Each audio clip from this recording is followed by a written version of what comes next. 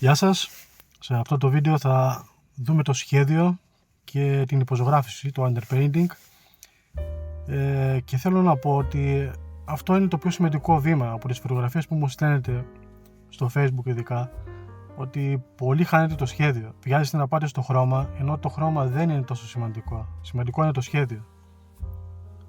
Γι' αυτό θέλω να δούμε πάλι σε αυτό το βίντεο.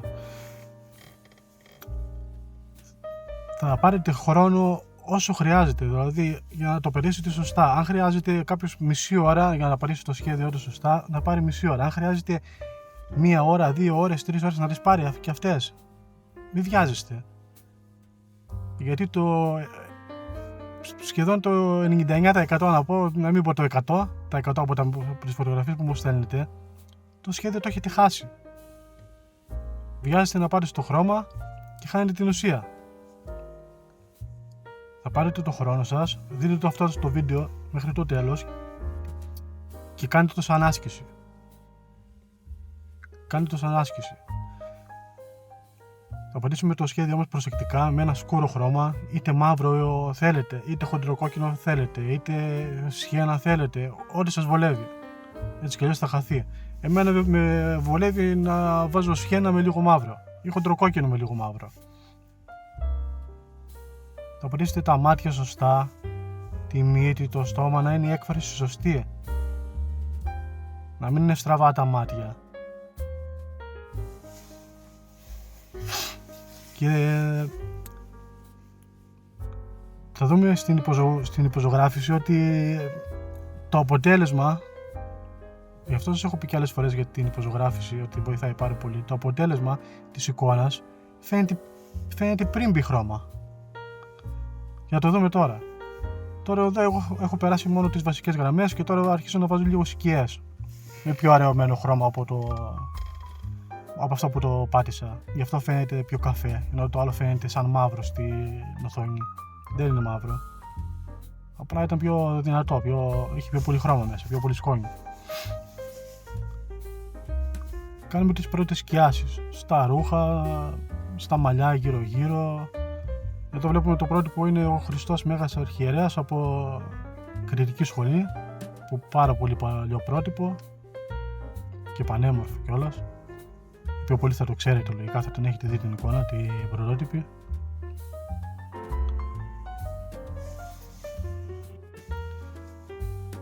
Και αρχίζω να βάζω σκιές. Να πατάω λίγο παραπάνω τα γένια. Και τα γένια είναι περίεργα, είναι δύσκολα για να τα ενώσεις με το προπλασμό μετά. Μην πάτε μέχρι πάνω, θα το σβήνετε από τώρα δηλαδή. Ώστε όταν μπει ο προπλασμός να υπάρχει ήδη μια βάση από κάτω που να φαίνεται και να έχει διαδάφνηση. Εδώ βάζω σκιές στη μήτρα και αρχίζει να γίνεται λίγο πιο τριζάστατο, να μην είναι flat, να μην είναι επίπεδο το σχέδιό μας.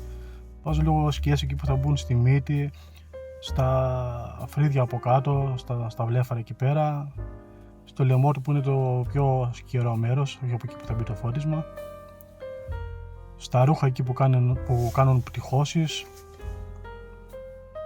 Και εδώ με συγχωρείτε, ξέχασα να πατήσω το play, αλλά εντάξει δεν έκανα κάτι τρομερό, απλά πέρασα με ακόμα πιο αραιωμένη τη σκιένα με το μαύρο εκεί που θα μπει προπλασμός. Θα το δούμε κι άλλο. Και τώρα βάζω κι άλλες σκιές.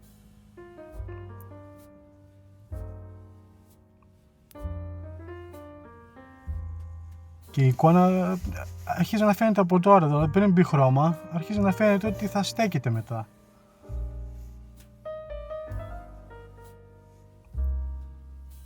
Αυτό δεν ισχύει μόνο για το πρόσωπο, απλά το πρόσωπο είναι το πιο σημαντικό. Ισχύει και για τα ρούχα και για τα πάντα. Να μην χάνετε το σχέδιο. Και να μην βιάζεστε για το χρώμα. Δηλαδή η υποζωγράφηση θα σας βοηθήσει πάρα πολύ. Το έχω πει πολλές φορές.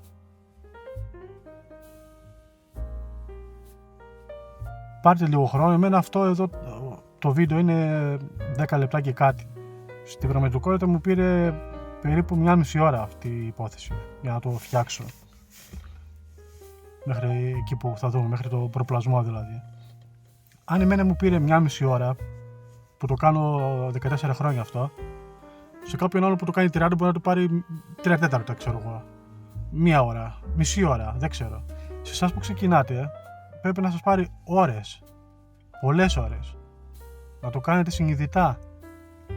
Να καταλαβαίνετε τι κάνετε δηλαδή, ότι αυτό το μέρος που αφήνετε είναι αυτό που θα μπει το φως μετά. Η σκιά που βάζετε, ότι θα παίξει ρόλο μετά όταν μπει το τελευταίο πρόπλασμα ή τα φώτα κτλ. Βλέπουμε τη μήτρα τώρα ότι έχει ξεφύγει, ότι έχει γίνει λίγο πιο τρισδιάστατο. Δεν είναι, έχει ξεφύγει από το flat.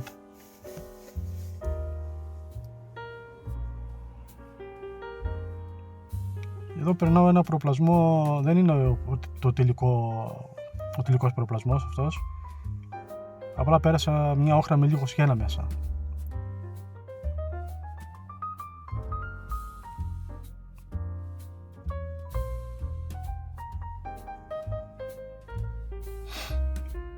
Σκουραίνουμε και τα μαλλιά.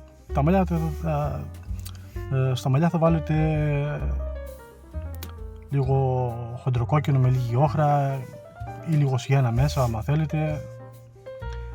Και εδώ τώρα κάνω πρόβα generale, ας το πούμε, για τις ψημιθιές. Που στην κριτική σχολή είπαμε ότι ψημιθιά είναι πολύ σημαντικό πράγμα. Γιατί τα φωτίσματα στα σαρκώματα είναι πάρα πολύ μικρά και όλη την ένταση τη δίνει η ψημιθιά. Κάνω εδώ δοκιμές να δω πώς θα βγουν μετά. Θα καλυφθούν όλα αυτά, δεν θα φαίνεται όταν πει ο προπλασμός, αλλά είναι μια πάρα πολύ καλή άσκηση και καταλαβαίνεις από τώρα πώς θα μοιάζει η εικόνα σου μετά. Επίσης, κάτι που με έχετε ρωτήσει πολύ και μου έχετε πει, το σχέδιο δεν χάνεται με τον προπλασμό. Το περνάτε αραιωμένο τον προπλασμό. Αν χρειαστεί 3 χέρια, 3 χέρια. Αν χρειαστεί 5 χέρια, 5 χέρια. Να μην το χάνετε το σχέδιο. Δεν θα βάζετε ένα χέρι πηχτό ή 2, θα χάνετε το σχέδιο και μετά θα ψάχνεστε ή θα βάζετε χαρτιά από πάνω να το ξαναπατάτε. Αυτά είναι λίγο τζαμίδικα, δεν ξέρω.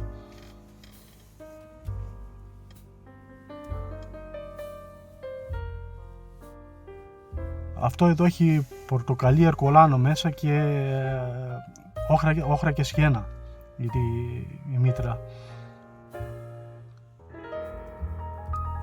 Τα μαλλιά είπαμε θα βρείτε ένα χρώμα που να είναι σκούρο αλλά να δέχεται να είναι έτσι προς το καφέ, αλλά να δέχεται και σκιάσεις και φωτίσματα.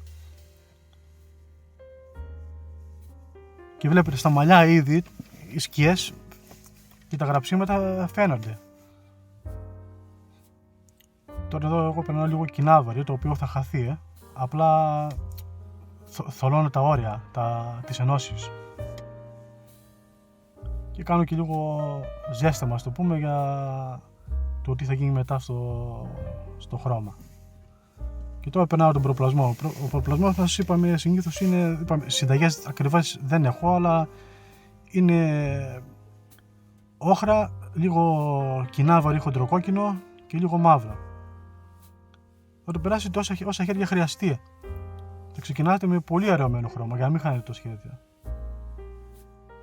Αυτό εδώ είναι ένα γαλάζιο γκρι που στην κάμερα φαίνεται πιο πολύ γκρι παρά γαλάζιο. Μπορείτε να το βγάλετε με σιένα μπλε και λευκό. Αυτό κάντε το σαν άσκηση και θα σας βοηθήσει πάρα πολύ. Και μην βιάζετε να πάτε από το σχέδιο στο χρώμα. Το σχέδιο είναι το βασικό. Αυτά από μένα.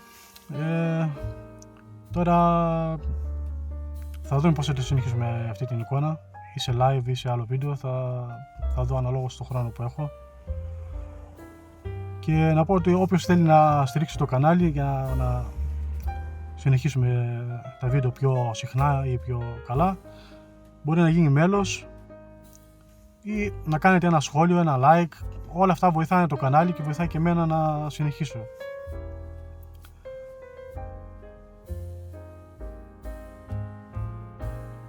Βλέπουμε τώρα, το σχέδιο δεν έχει χαθεί καθόλου. Αν και θα περάσει ακόμα ένα χέρι προπλασμό και πάλι δεν θα χαθεί. Ούτε τα γένια θα χαθούν. Σε βοηθάει αυτό, ώστε όταν μπουν τα χρώματα μετά, υπάρχει ήδη η βάση, η διαβάθμιση, ειδικά στα γένια για το σβήσιμο, υπάρχει ήδη. Κάντε το σαν άσκηση. Κάντε το και γράψτε μου στα σχόλια αν σας βοήθησε ή όχι.